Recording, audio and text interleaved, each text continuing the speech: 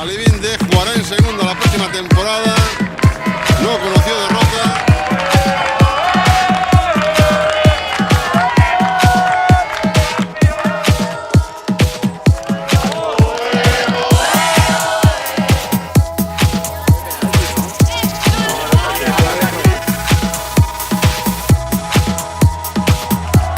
Al grito de campeones, campeones.